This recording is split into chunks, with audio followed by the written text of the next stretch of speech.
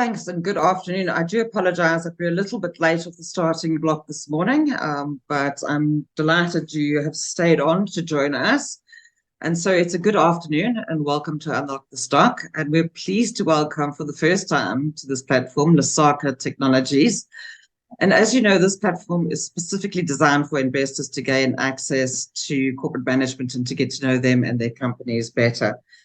Unlock the Stock is only possible with our technology partner, Lumi Global, and please visit their website, lumiglobal.com, to learn more about Lumi's various online and AGM investor presentation solutions. Our hosts, as always, today will be the finance ghost and Mark Tobin from Coffee Microcaps, and they'll be facilitating the Q&A session. This event is sponsored by A2X, a stock exchange that plays an integral part in the progression of South Africa's financial markets. It's the second largest stock exchange in Africa as measured by market cap, with 182 securities listed on the platform, including 30 of the top 40 stocks, with a combined market cap, of 9 trillion rand. The team at A2X is proud to be partnering with Unlock the Stock. Just as this platform unlocks values through its insights and analysis, so too does A2X unlock value. So too does A2X unlock value for the stocks listed on its platform, and so help drive the market forward. We'd like to welcome today CEO Chris Meyer to our platform. Welcome, Chris, and Chris is joining us from London, so we do appreciate making the time for us today. So Chris will firstly just take you through his presentation. And this event is being recorded, by the way, for our Unlock the Stock YouTube channel, and it will be available on that channel soon. Please send your questions to the Finance Ghost and Mark Tobin via the chat function when we get into the Q&A session. And then you will see an email address when we begin the Q&A. If you'd like to be added to Lesaka's distribution list, then please send an email to that address. Chris, enough from me now. So if you could just share your screen, or I think Jonathan will be doing it from Lumi. So Jonathan, if you could share that screen and we can crack on with the presentation. Thanks. Thank you, Deborah. And hopefully you can hear me. Thank you very much for inviting me onto the show. It's a pleasure to be here. I actually just arrived in London this morning, flew in from Joburg. So just still finding my feet on the ground here, but it's great to be on the show, and thanks very much. So as Deborah said, I've got a quick presentation that I'll take everyone through, and then for me the best part will hopefully be some Q&A and some dialogue with the Finance Ghost and with Mark. So I'm going to use a presentation that's a bit of a blend of a high-level overview of Lesaka, coupled with some of the highlights from our financial year-end presentation, which we delivered last month. Our year-end is June, but our financial results were released in September. So just to start, if we could just move forward onto slide 3, Jonathan, just through that disclaimer. So yeah, I'm Chris Meyer. I'm the Group CEO of Lesaka. I've been with Lesaka since the turnaround journey began just over 2 years ago. Before that, I spent most of my career actually with Investec. I ran the corporate and investment bank for Investec in the UK for 10 years, but nearly 20 years with Investec. So a South African who spent a lot of time outside of South Africa building businesses and trying to compete in some of the global markets. Lesaka is NASDAQ and JSE listed. We've got a market cap of around 4.7 billion rand.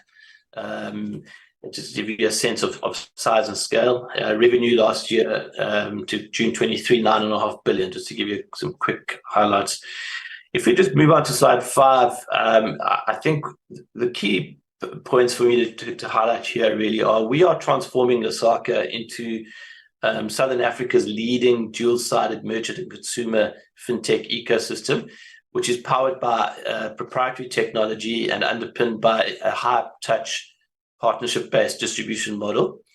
The acquisition of the Connect Group, which closed last year in April, is the foundation of our merchant division and gives us a highly differentiated offering with a proven and profitable business model, where we're serving more than 80,000 small and micro merchants, and many of whom are in the informal sector in South Africa. Along with that, the transformation of the Lesaka consumer business gives us a powerful consumer platform, which offers lending, insurance, and banking products to approximately 1.3 million consumers in South Africa. And we're an experienced management team. We have a demonstrated track record in scaling businesses in the financial and technology space. As I said, we reported revenues for the financial year to June 23 of 9.4 billion rand, and we also reported a group adjusted EBITDA for the year of 498 million rand. And importantly, are now in a position where we are delivering positive cash from business operations at a group level, which speaks to the turnaround process that we've been on. To move on to the next slide, where we just talk a little bit about our mission and our vision. So our vision is really to build the leading fintech, providing cash and digital solutions to small merchants and consumers in Southern Africa. And what is clear to us is that there is no fintech ecosystem in South Africa akin to the likes of PagSeguro or PagSeguro in Brazil or Fari in Egypt, despite South Africa displaying many of the same characteristics as those markets in Brazil and Egypt. As we all know, South Africa is still a highly cash-based economy, and many merchants in the informal sector suffer from a lack of access to financial services and to the digital economy. And they operate in a highly cash-oriented environment. And similarly, we know I think almost half of the South African population are considered to be in LSMs 1 to 6, which are the lowest income brackets. And many people in these income brackets are reliant on social grants, and are also highly cash dependent and suffer from a lack of access to affordable financial services. And so our mission is very clear. We enable merchants to compete and grow, and we are improving the lives of South Africa's grant beneficiaries, both by providing innovative financial technology and value-creating solutions which are focused on cash and digitalization, serving the needs of both, but also recognizing and supporting the secular shift towards digital that is taking place. And we're just 2 years into this journey. And as I said, I joined in July 21, but the take was immediate and clear. We needed to fix the consumer business, which was significantly loss-making, and at the same time integrate the Connect Group into our merchant business. And the opportunities and the synergies that this presents for us are tremendously exciting. So moving on, slide 7, and talking a little bit about our comparables and our competitors. So when you think of Lesaka, think of a dual-sided merchant and consumer platform in other parts of the world. I mentioned PagSeguro in Brazil, Fari in Egypt. These dual-sided platforms have been very successful in these other geographies, and it is what we are trying to replicate in South Africa. From a competitive perspective, here in SA, there are numerous fintech competitors in aspects of what we offer, but we feel there's no one that has a complete service offering or a wide service offering such as ours. If you look in the merchant space into the informal sector, for example, you might see the likes of Shop to Shop in card acquiring, or Flash in VAS, or in the formal space, the banks compete with us in the vaulting business. But we don't see a competitor across all 4 aspects of our proposition. Equally in the consumer business, obviously we have the traditional banks, very entrenched and largely dominant in the South African market. But for us, they provide a limited offering to the grant beneficiary space in particular, and that is where we focus with a full service offering into the grant beneficiary space. The larger banks, as I say, have a more limited offering, and we can unpack that. So we feel we stand apart as a fintech ecosystem for merchants and consumers in the informal markets and the lower income groups. So talk a little bit about our market opportunity, which is on moving forward onto slide 8, and actually move on to slide 9. So as we all know, there are real challenges to delivering financial inclusion and digitalization in the South African market. Historically, we know there's a deep distrust and a lack of understanding of cash alternatives, and that's been driven by low levels of financial literacy, and taken with the relatively high connectivity costs in South Africa. Airtime is an expensive and a prized commodity. Also, the low smartphone penetration, where we believe almost half of South Africans still use old-style feature phones. And it also means that although almost 90% of South Africans have a bank account, a significant majority, particularly in the grant space, still treat those bank accounts as a post box almost, withdrawing their money in one transaction and operating in the cash environment.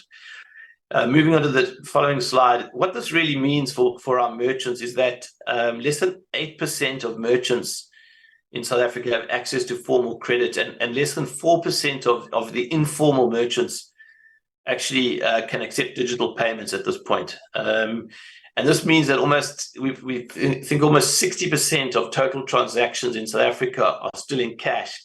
And in the informal MSME market and the consumer space that we operate in, we think that number is closer to 90% still being cash-based.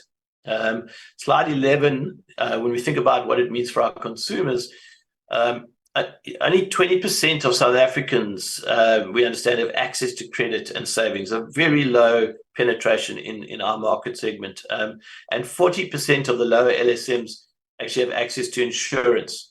And as I said, we believe that 90% of the 12 million permanent grant recipients still require immediate access to cash, in terms of the withdrawal of their grant every month. Moving on to slide 12, which we'll talk a little bit about the Lesaka platform. And maybe skip forward. Yeah, the Lesaka platform really serves micro and small merchants together with the consumers who typically shop in their stores. That's a simple way to think about it. In our merchant business, we serve approximately 80,000 micro and small businesses, and our offering covers cash digitalization, card acquiring payments, merchant credit, VAS, value-added services, bill and supplier payments. And then in our consumer business, we are serving approximately 1.3 million active customers with an offering that covers banking, credit, and insurance. And it's important to emphasize active. These are customers that we're seeing a cash flow through their bank account every month, as opposed to having an account that might not be active. The important thing is our merchants and our consumers operate in the same space. And that gives us the opportunity to create a mutually reinforcing business model that incentivizes and rewards both the merchant and the consumer for operating in our ecosystem. That's the vision that we want to work towards here. And slide 14, I just want to unpack a little bit of our addressable market. So firstly, on the merchant side, we divide the TAM into the target addressable market into the informal and the formal. And as we said, the informal sector is large, and it is largely cash-based and not well understood, very hard to size. Well-known township economy commentator G.G. Alcock, who we work with closely, estimates that there's somewhere over 1 million informal merchants in South Africa, and we see G.G. as probably the authority in terms of sizing the market with the most reliable data at hand. And with our current service offering through our Kazang brand, we estimate that our serviceable market in the informal economy is probably around 400,000 of those merchants. And they're primarily in the FMCG and the tavern sector, so the spazas and the taverns or shebeens in South Africa, which gives us probably around an 18% market share, just to give you a sense. And as I said, this is a highly cash-driven market, and it's largely unpenetrated by the banks, and we feel it's ripe for fintech innovation. On the formal side, in the merchant space, we estimate probably around 700,000 merchants to be in our total addressable market, and we currently serve just over 6,900 merchants primarily by having one of our smart vaults in their stores. The formal market is more competitive, as we know, but our leading cash digitalization offering, which essentially places the bank in the merchant store, means we are highly embedded in their business, and as a result, we are very well placed to grow our offering through innovating and solving pain points. An example of that would be our Capital Connect product, where we provide credit to access to credit to these merchants.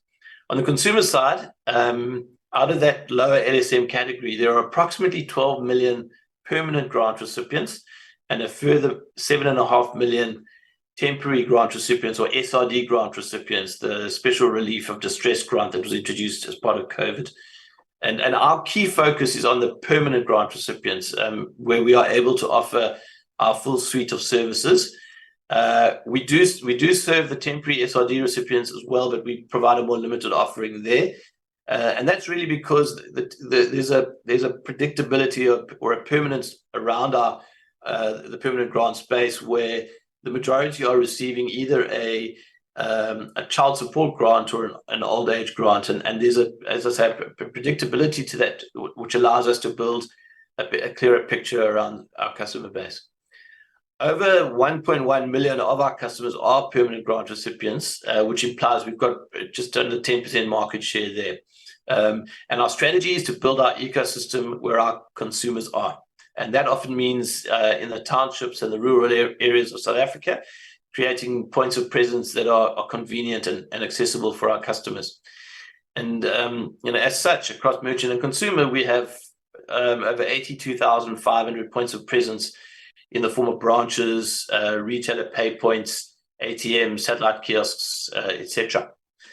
Just to move on to some KPIs quickly, on slide 15, I'll give you a few KPIs on our merchant business to start. So, as I said, we have a comprehensive offering into the SME space. In our merchant card acquiring business, we have approximately 45,000 card-enabled POS devices, which increased just over 98%, just under 100% in the year to FY23 Q4. So we've seen very strong growth there in the informal sector. In our VAS business, we have significantly grown our merchant base from around 35,000 merchants in February 2020 to approximately 44,000 by February 22, and we're at 75,000 merchants as at the end of June 2023. So that's a compound annual growth rate over 3 years of around 27%, I think.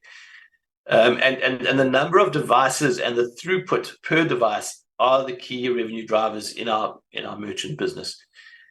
Just to note, we processed 26.7 billion rand of value-added services in throughput in financial year 23, which is 30% up year on year. On slide 16, quickly, so our offering also includes providing quick access to working capital, and we've seen good growth there. We dispersed 262 million in the last quarter. And also we have, as I said, 4,400 cash vaults that collectively process over 110 billion rand per annum of cash through those vaults for our customers. Slide 17, there are a few KPIs there to touch on for our consumer business. We have approximately, as I said, 1.3 million active EPE account holders. We have a loan book of circa 415 million rand, and we have over 335,000 policy holders in our funeral policy business, and our active EPE customer base has grown 10% year on year, and we've seen about a 19% growth in our loan book over that period. And at the same time, we've managed to grow our insurance penetration in our customer base from 18% to around 30% over that time, which has really driven the ARPU, you can see on the bottom of that slide, from 70 rand per customer per month to around 80 rand in Q4 FY23. So we've seen good momentum there. On slide 18, really just to illustrate, I won't spend a lot of time here, but we delivered the third consecutive quarter of profitability in the consumer division in our Q4. We feel we've executed on the turnaround strategy there and are now moving strongly onto the front foot. We have fundamentally transformed the consumer division into a customer-oriented, sales-focused business. And we know we still have work to do, but we feel we're firmly on the right foot. I'll move into some numbers briefly before we conclude. Slide 20. So the revenue growth that we reported in Q4 has primarily been driven by the inclusion of the Connect Group, which came in during the second half of Q4 2022. So in FY23, we've also seen a 768 million rand improvement in our group adjusted EBITDA year on year, going from a loss of 268 million in FY22 to a group adjusted EBITDA profit of 498 million in FY23. And that's driven, as I said, by the Connect Group performance and the turnaround in our consumer book. I'm going to move forward in the interest of time, Jonathan, to slide 23, just to talk a little bit about cash, and then I'll talk about outlook and we can pause. Hopefully, I feel like probably running over slightly. I think it's important to point out that in FY23 Q4, we delivered 183 million of cash generated from operating activities, and that compares to 104 million cash utilized negative in FY22 Q4, so in the prior year, fourth quarter. And that again, to demonstrate the turnaround in the performance of our business. And we are now, if you look at the last 3 quarters, we are generating a positive cash flow after funding our loan book and our working capital movements. I'm looking at that 64 million rand in Q4 of net cash generated from operations after loan book funding. A big focus for us is our net debt to EBITDA ratio. We took on debt in the acquisition of the Connect Group. We calculate the ratio by annualizing the relevant quarter's group adjusted EBITDA, and we see that has improved to 3.2 times in the current quarter. And our focus and what we'd like to see is to get that down to around 2.5 times during the course of FY24. And also just to highlight, it's probably important to highlight, we have non-core assets on our balance sheet to the value of circa 1.5 billion rand, which we will look to exit as opportunities arise. And I can talk to those if we have some time. And then finally, just outlook for the year ahead, which is on slide 24. We've given the market guidance for our year of revenue of between 10.7 and 11.7 billion rand, which would be a growth rate of between 14 and 24% on FY23. And we've also talked about EBITDA of between 680 to 740 million for the year, which would imply a 37 to 49% growth rate year on year. And I'm going to pause there. Maybe we can go on to the last slide, which is just the conclusions. But I realize I'm probably slightly over time, so I'm going to hand back to you, Deborah. Thanks so much, Chris. And I'm sure that everybody that's attending today's session will agree that there were some fairly fascinating statistics in that presentation. So thanks very much for sharing. Pleasure. And now that I'm over my little stumbly bumblies this morning, or this afternoon, shall I say, we're now going into the Q&A session. So I'm going to hand over to the finance ghost and to Mark Tobin. Thank you, Deborah. Thank you, Chris. Really, really interesting and so nice to have you guys on the platform. Obviously, to attendees, just send your questions through in the chat, please. You can send them to me. If you support Ireland, you can send them to Mark. Have to bring some rugby into this. Chris, I almost wanted to start off by asking who you're supporting, but I'm sure the answer is the Springboks, despite how much time you've spent in the UK. I'm going to answer on your behalf in case it's not. I don't want you to be lynched here on Unlock the Stock. I'm joking. I'll let you answer. It is the Springboks, sir. Yes, please. There's no doubt about that. No, wonderful. No, we can keep you then. That's fine. Look, first question, I think, a lot of terminology comes out in this kind of fintech world and people don't always understand it, or they think they understand it, but maybe they don't. I almost want to ask you a very first principles question, which is this concept of a dual-sided ecosystem. I mean, it comes up a lot. It's like at the core of what you guys are doing. Maybe just 2 minutes, just explaining like simple terms, what is that and what is the appeal of it for you? Sure. So our target market, as I said, is the small and micro merchant who's mainly in the informal economy, along with the consumers in the lower income groups who, I'm going to say broadly, are spending their money shopping in these stores. And so simply put, we position ourselves to serve that merchant and the consumer across cash and digital, And the dual-sided ecosystem means we can essentially reward and incentivize our merchants, to use our products, and we could do the same for our consumers to come, reward and incentivize them to come into our merchant stores and spend and operate within this ecosystem. So that's the dual-sided, is the fact that our customers are both the merchant and the consumer, and they're operating in the same space. To give you an example, to sort of bring it to life a little bit, we would put one of our financial kiosks in a merchant store. So that the attraction to the merchant, when I say incentivizing the merchant, is our customer base will come into their store. So if we put an ATM, we call it an ATM recycler, into one of our merchant stores, they know that our customers will want to come to their store.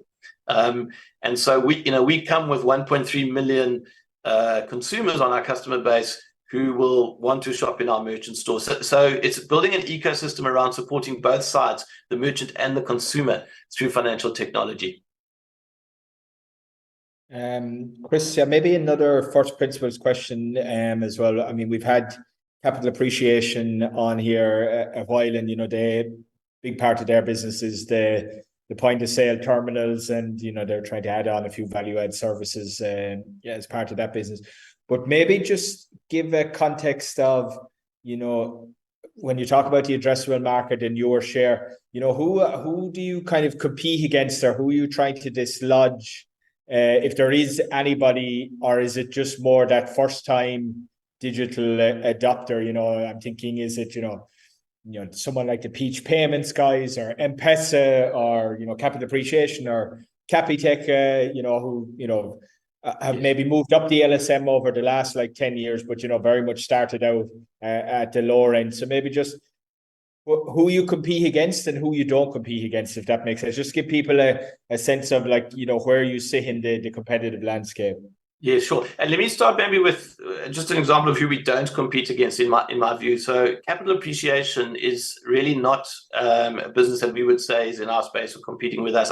Simplistically, I look at Capital Appreciation and think, their payments business is largely around distributing hardware, the POS devices in the formal economy. And then they have a software business, which is AWS based. Our customer base in our merchant business is the POS devices that we are placing into the informal economy.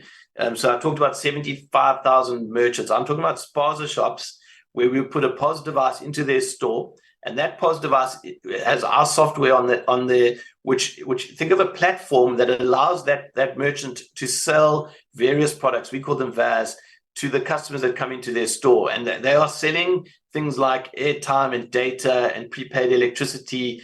We're enabling cross-border payments, which is an important aspect of our customer base. So this platform is a tool that the merchant has to sell product to his customer base that come into the spaza.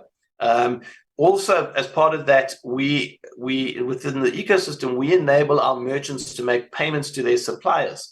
And this again is fascinating, so think about, I'll pick an example. You've got an FMCG company, say Coca-Cola, driving around the townships, dropping off Coca-Cola at a spaza shop, crates of Coke at a spaza shop, and the driver being paid in cash. That's the kind of the history. That's what we experience, and the risks around cash, and on our platform, we're enabling that merchant to make a digital payment to Coca-Cola in this example. We've got a whole array of various suppliers, and it's hugely beneficial to the supplier and to the merchant. We're digitizing that process.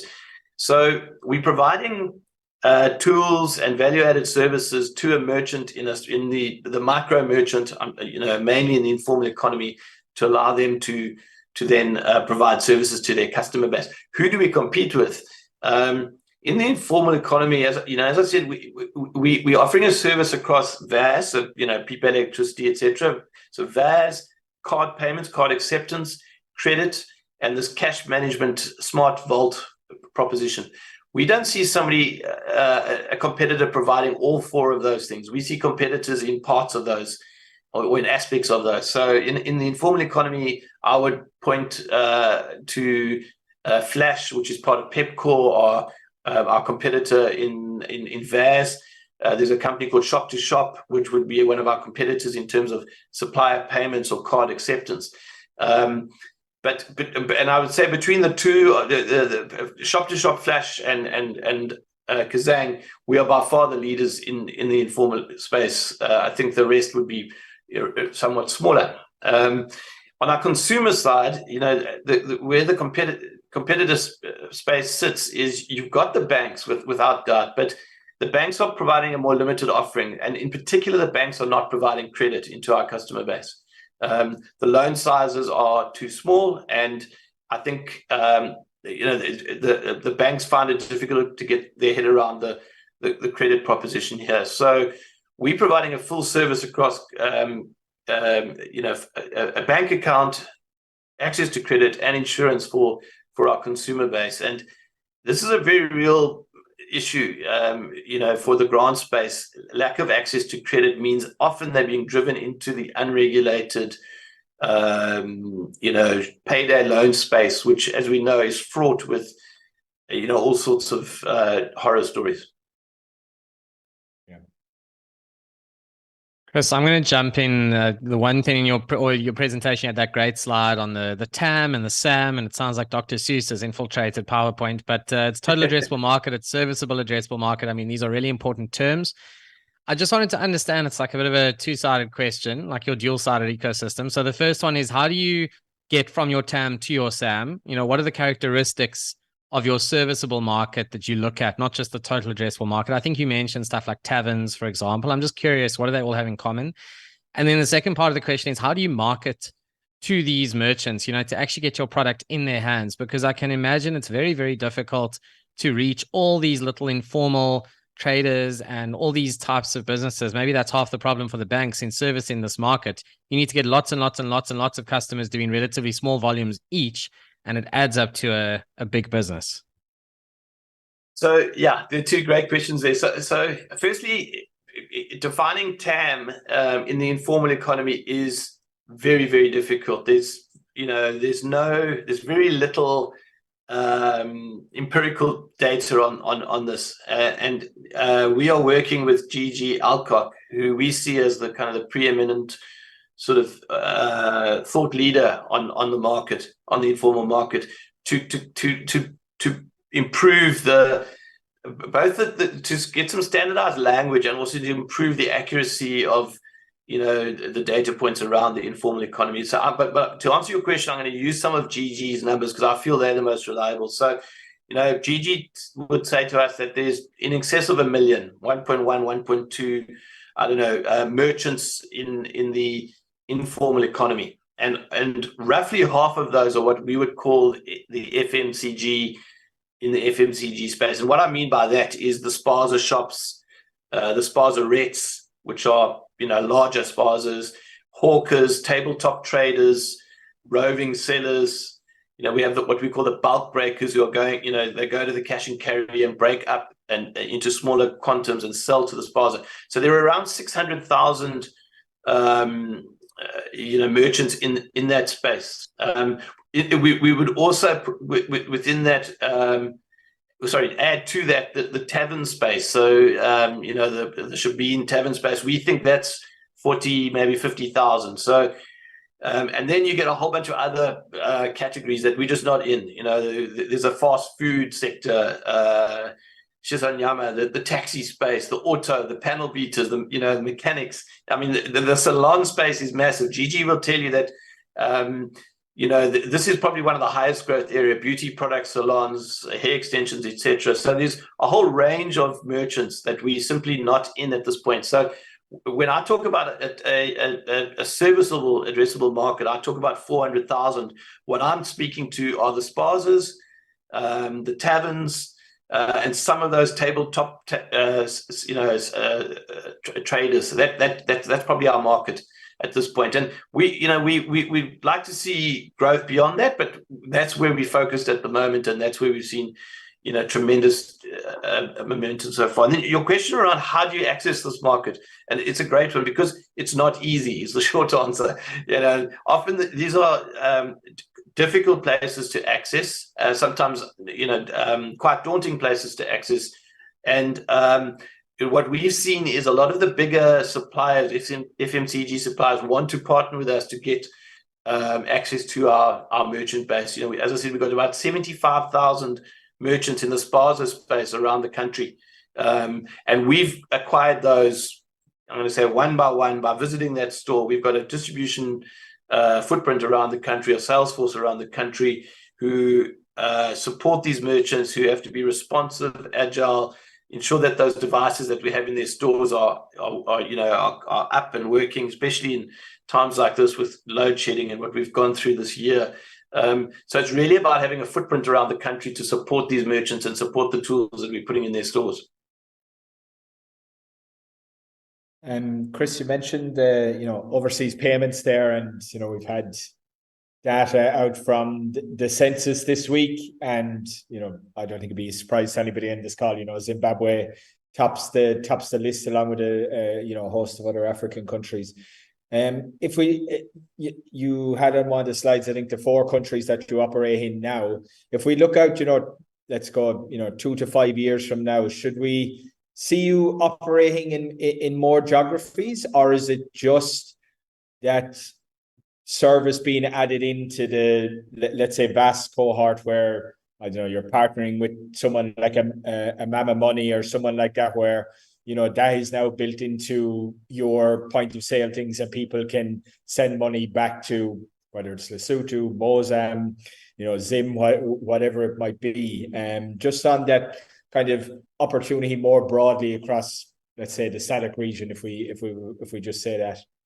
Yeah, this is an interesting question. So there are just 2 aspects to that to touch on. So firstly, on our platform, in terms of cross-border remittances or payments, we're a facilitator, if you like. So you mentioned Mama Money. Mama Money is on our platform. If you're a customer of Mama Money, you have an account, you can come into one of our merchant stores and make a Mama Money transfer off of our platform. Same with EcoCash, Mukuru, etc. All the big platforms are also, so remittance providers are on our platform, and we're facilitating that through the merchants that we have around the country. So and as you say, that's an important aspect of the dynamic in South Africa. In terms of our own, and we would have no, sorry, just to finish on that, we would have no aspiration to compete with those providers.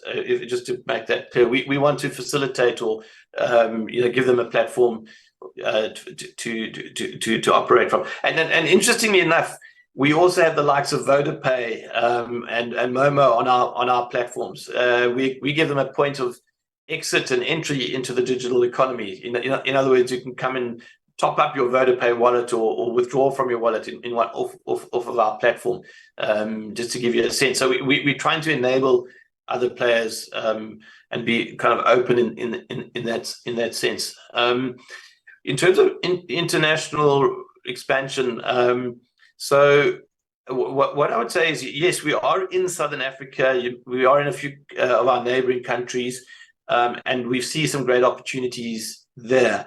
But I think for now, our focus is we see tremendous opportunity in South Africa, in the informal economy, and growing our business, in our backyard, if you will. We need to earn the rights, maybe is a way of putting it, if I use a rugby analogy, to go wide. We need to do the hard yards first and take it, a full focus on where our business and opportunity currently sits here in South Africa before we maybe move into some of those other geographies. That's probably just a little bit of my own philosophy about life. Yeah. No, makes sense. Chris, something I want to ask you, rather, talking about all these different geographies, load shedding. It just dawned on me now, you're sitting in a township environment where there's no internet fiber, generally speaking. So a lot of these merchants are reliant on the SIM card, connecting to a tower that hopefully has a working backup battery. Just in terms of headwinds to your growth, do you see load shedding as a significant issue in terms of just cash can change hands without electricity, bluntly. Digital payments and everything else can't. Is that a significant worry for you guys? How do you think about that? Yeah, another very pertinent question. So our devices, firstly, are dual SIM and they're battery powered. So we have a lot of backup, I suppose, built into the ecosystem to deal with load shedding. And so do our vaults. Actually, we're battery powered and can give us that downtime. That said, so my view is that load shedding level sort of 2, level 3, that kind of thing. I think the country has almost built that into almost business as usual, dare I say it. I think our merchants can operate pretty seamlessly at those sort of levels of load shedding. When we saw, the first half of the year, that sort of more consistent level 5, level 6, that kind of, 8, 10, 12 hours a day, that's when you start really seeing headwinds. And it's more because of actually what you said, things like we started seeing towers going down. Access to the telco grid becoming a bit of a challenge. So if South Africa is going to operate again, on an extended basis at those high levels, those are challenges. I think operating in the level 3, that kind of area, we can deal with that. Chris, sticking with cell phones, I've got a question in my DMs here. The use of cell phones is kind of part of the payment system. So maybe just talk to a bit about, how people, whether it's on the merchant side, on the consumer side, really access a lot of the products and the stuff right there. I'm guessing they're not logging onto their laptop and logging into online banking. I'm guessing this is very much app, SMS, WhatsApp driven on pretty much on both sides. Yes. So firstly, on our consumer side, actually, a large part of our offering is USSD based. In other words, on the feature phone, and that's because that's what our market needs and demands. And the second feature of our consumer customer base is it's a high touch space. Our customer base wants assistance. They want to interact with somebody, so we need presence. We've had to be smart. We inherited a branch network that wasn't fit for purpose, and we've moved it to places where our customers want to be. So I talked about creating presence in the merchant store or right near the merchant store, so that we can provide a degree of direct service to our customer base. So that's on the consumer side. On the merchant side, so again, cash is still. I talked about 90% of transactions are still in cash. We're going to start releasing some numbers on this digitalization journey, but it's definitely the trend is starting to pick up strongly around card and digital adoption, but it's still coming from a very, very low base. So most of what we're seeing is a customer coming into a merchant store and interacting with the merchant in that store. We do have app functionality, etc., but it's relatively small in the journey, or early in the journey rather, at this point. Chris, I've gotten a question here in my DMs about the provision of grants. Just some idea around sort of what percentage of revenue and earnings you derive from that, and is that for for a fixed period? Is that something that's expected to continue? Just a bit of an understanding around that. There's clearly questions around that. Yeah, so just maybe to clarify, just to make sure I'm understanding. So our customer base, our 1.3 million consumers, they have, I suppose, selected us as their banking partner, if you will, and have instructed SASSA to pay their grant into their bank account with us. That's the way to think about it. So we're a financial provider a service provider to 1.3 million people whose grants are coming into their bank accounts with us. The 12 million grant recipients, permanent grant recipients in the country, approximately half of that, just under around 5.7, I think, are still with the post bank, the post office, and the rest have moved in some way to a bank. And that's the sort of the macro trend here that's actually playing out when we all see what's going on at the post office.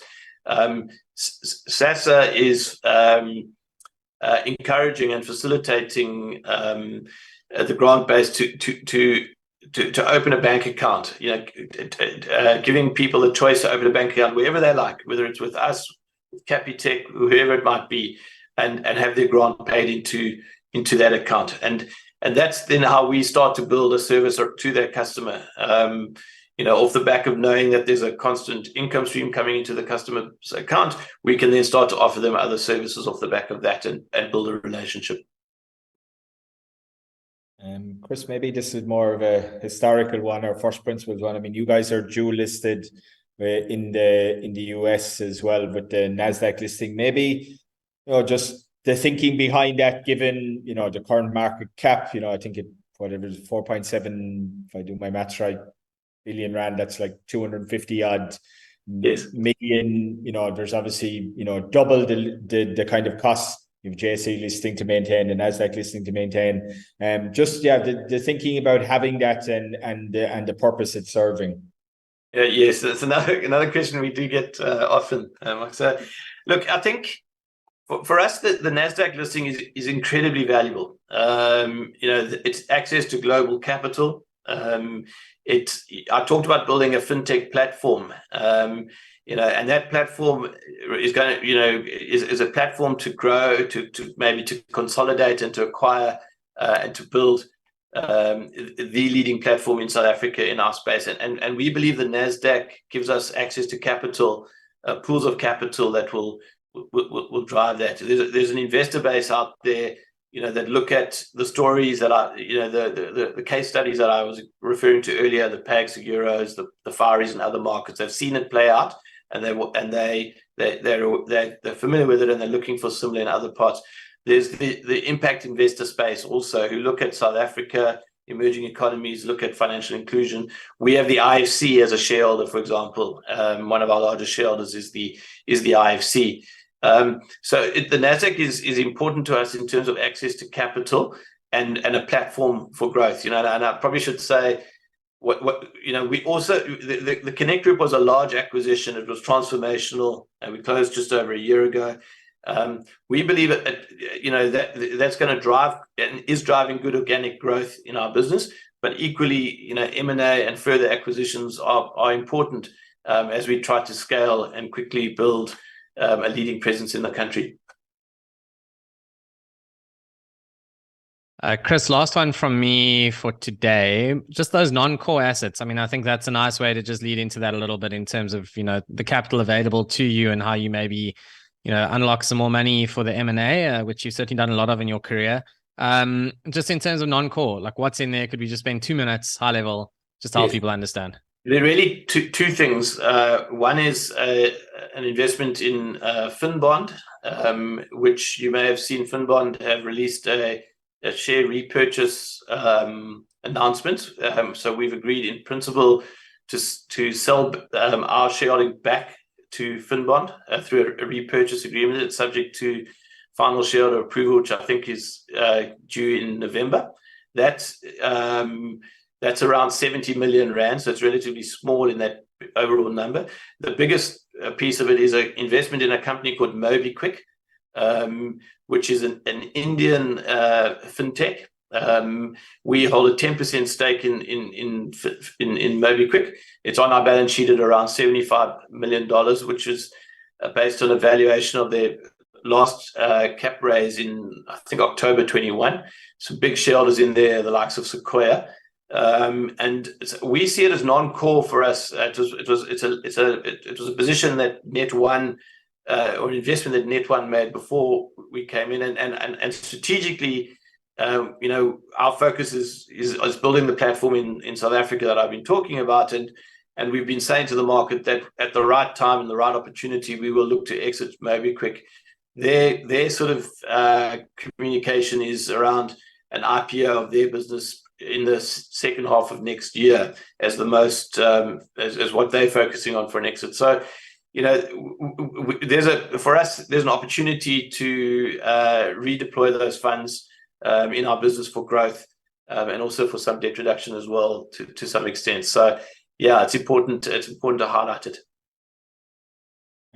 Chris, one final one for me, and if we keep to the two-sided theme, M&A on the other side, in terms of, acquisitions that you're kind of looking to making, is it, on the consumer side? Is it on the, on the business side? Something to get you a bit more traction in the formal market, or, stuff that can, help you, get more into the informal market and really cement your position as the dominant player in the informal space. So yeah, just maybe talk to us again, high level, about where are areas you're kind of interested in on the other side of the M&A coin. Yep. So what I'd say is our M&A focus is almost fully on the merchant space and not on the consumer space.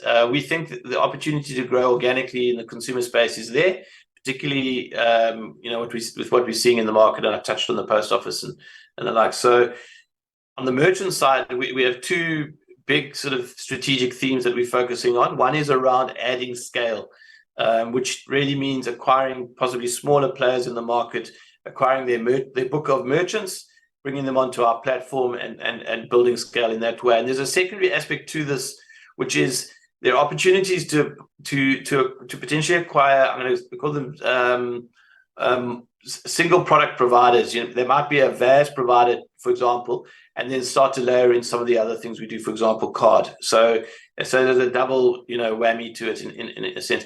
And then the second theme that we're very focused on in the merchant business is around building on our proposition, building on our offering to that merchant, deepening our relationship with those merchants. I talked about supplier payments. That was a natural innovation over and above our VAS business. Card was the same thing. We started with VAS, we rolled card out 18 months ago. We see, for example, our FMCG partners, the big suppliers, they're interested to know what's going on in these merchant stores. They want data. How do we monetize that? How do we share that? So it's ways of embedding ourselves in the merchant's life, and solving more of their pain points ultimately. Those are the two themes that we're constantly on the lookout for. We are pushing up on time, Chris, so I'm just going to hand back over to Deborah, who's just going to wrap up with some important information for our audience. Deborah, back to you. Thanks, everyone, and thank you for the Q&A. I think there was some valuable information in that, and I just want to apologize quickly. And you'll see on your screen now the updated email address if you want to be on the Lesaka Technologies database. And so there it is for you. And then I just want to jump on and say thanks, everybody, for participating in Unlock the Stock today. And a special thank you to Chris for sharing all this information with the investors that have dialed into today's call. If you've enjoyed it and if you would like to see it again, it will be on our Unlock the Stock YouTube channel soon. So we encourage you to subscribe to that channel so you can get all the latest updates. Just a quick thing too is that we'll be welcoming back Lesaka Technologies on the 23rd of November to chat to us a little bit more about some other stuff that they're up to, and we really do look forward to that. And then my final thing is just to join us next week for Unlock the Stock, the 19th of October, which will be featuring Calbo M3 and Bell Equipment. We'll both be returning to the platform, so please do look out for the invitation. I think I've covered everything off, and I'm delighted to say it's finally raining in Johannesburg. Thank you, Cape Town. I think you've all had enough of the rain and for sending it back to Josie. And that's it. Thank you. Bye-bye.